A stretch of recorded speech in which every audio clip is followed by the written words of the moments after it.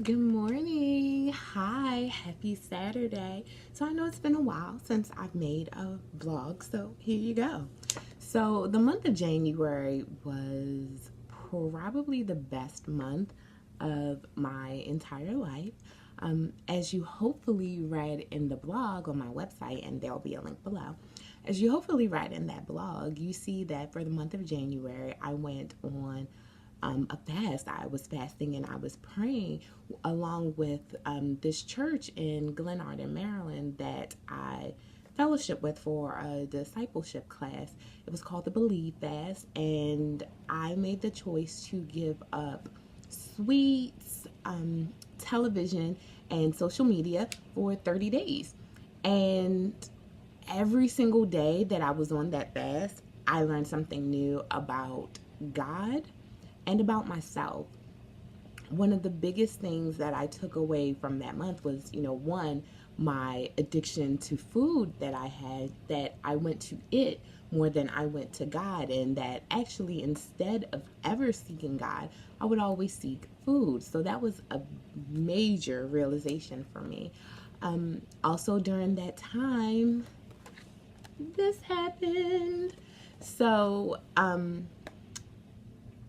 God had told me last year, when the ministry of God happened to me started, he told me that he wanted me to take some blogs and make it into a book. Because before that, I used to have this thing on Facebook called Tell Your Truth Sunday. So like I would be revealing a truth, and God had told me, oh yeah, Michelle, take those, like do it weekly, take those and then make it into a book. Except, that was back in 2016, and I fell into the dark place, and long story short, I didn't listen to God.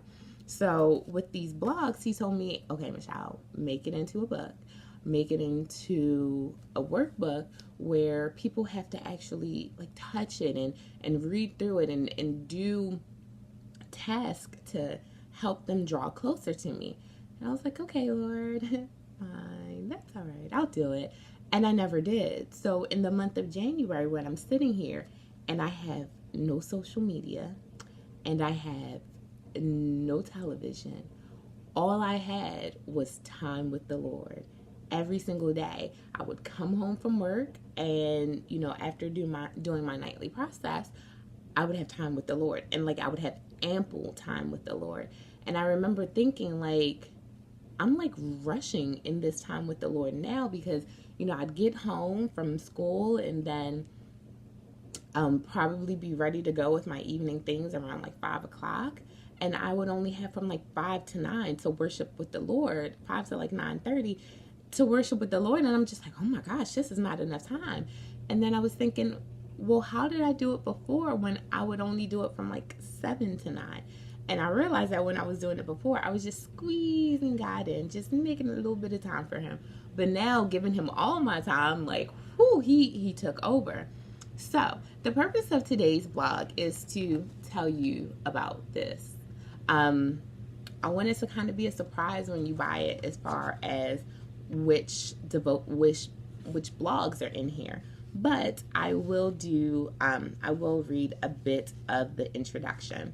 So first things first, when you open the workbook, you see, I don't know if you can see it, but you see that the foreword was written by the one and only Amy Lauren, who is also the author of Focus, a jumpstart devotional for Christians who are ready to get serious with God. And that is available on Kindle. And I will somehow try to get that link in this message as well, so that you can go check her out. She's awesome and amazing. And I'm not just saying that because she's my best friend. So if you have a second, have a seat, put your blanket up, and I'm going to read you a little bit of the introduction, okay? My life was never as it appeared to be. I grew up a practicing Christian in a Jamaican household, so putting on airs was something that I had perfected at an early age. Yet with each passing day, my pain intensified and my depression worsened. I was wrestling with something so deep and hurtful, but only a select amount of people knew my truth. My mother had always taught me to keep that stuff private, but I believed close friends deserved to know why I behaved the way I did. They were trusted people, and I believed that they deserved to know all of me. So I would begin each conversation the same way. So this is me. I want to tell you something, but don't be alarmed and don't pity me. Them. Okay. Me. My brother raped me when I was 6 years old. He raped me continuously for 2 years until I finally got the courage to tell my mother, and because of that, I do not remember the first 8 years of my life. Them. All right. I admit it. Tactfulness was never really my thing. I've always been blunt and random, so I fully understand that I caught people off guard with my truth. Normally, the person would ask 1 or 2 questions at the time and then never bring up the subject again. To this day, I do not know if their lack of further mention was for my benefit or theirs. Whichever the case, they never spoke of my rape again. All right, so let's read a little bit more. Let's see. For years, I just carried the pain with me like a piece of permanently attached luggage. Every day, the emotional weight continued to weigh me down. As I ate away my sorrow, adding physical weight to my body. At this point, my mother and other siblings spoiled me to no end. Whatever I wanted, they bought me, within financial reason. I think they all felt guilty for not being around to see the signs. Whatever that truth may be, they worked hard over the years since to make sure that I was always okay. Over the years, I slipped in and out of therapist offices.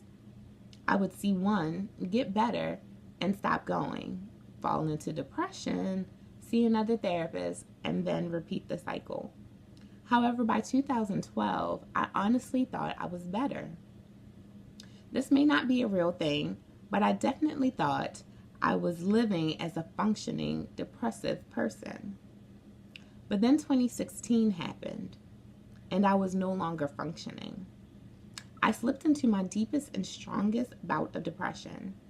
I had considered and even attempted suicide before, but in those first 6 months of 2016, I was just ready for it all to be over. I hid in my depression and anxiety, and I wanted to sleep and never wake up. My antidepressants were not healing me the way I thought they should, and I just could not deal anymore. I wanted out. But then God happened. Very, and I mean very slowly, God began to work in my life. He slowly began pulling me out of my comfort zone and leading me back towards Him. By October 2016, I was off of my medication, out of a dead-end relationship, and headed towards a healthy relationship with Christ. On Tuesday, January 3rd, 2017, God spoke to me and told me that it was time to tell my story. He did not specify, but He simply said someone needed to hear my truth. At that time, He trusted me with this ministry of God Happened to Me. Many will miss the purpose of the name, so here's the explanation. We often say life happened or life happens, and God was telling me that it was not life that was happening to me. It was Him. He was guiding and carefully orchestrating every bit of my life. Finally, my name is Michelle Early, and my initials are, conveniently, M.E. God was saying I happened to Michelle Early. So when He spoke, I listened, and the ministry was born. Every time that you read, everything that you are about to read comes from the deepest part of my heart and being. God gave me these words to write on my blog, and even I would be amazed by His final product. I have revised these blogs to add scriptures and reflections for you so that it can be used as a devotional. Whether you read this book in 1 day or 30 days, alone with God or with a study group, read it with an open heart and a ready prayer. So that's just a little bit of the introduction from God Happened to Me, my healing journal from my healing journey. And I'll put the link to where that can be purchased on Amazon. It is on my Amazon page, so I'll put that down there for you as well. Also, you'll see something else when you go to my Amazon page. You'll see my first book, which was the devotional, God Happened to Me, the devotional, a woman's study guide towards healing through Christ. So this is also available. This is available in paperback form for $6.99 or on Kindle for $2.99. And this book, much bigger, much more stuff, it is available in paperback for $14.95 and available on Kindle for $4.95. I pray that you would read them, that you would be blessed, but not so much just for you, but that you would take it and you would share it with some woman in your circle. Don't just hold on to the blessing. We have to give those blessings out to everyone around us. So enjoy, be blessed. I love you guys. Happy February. Have a great day. Bye.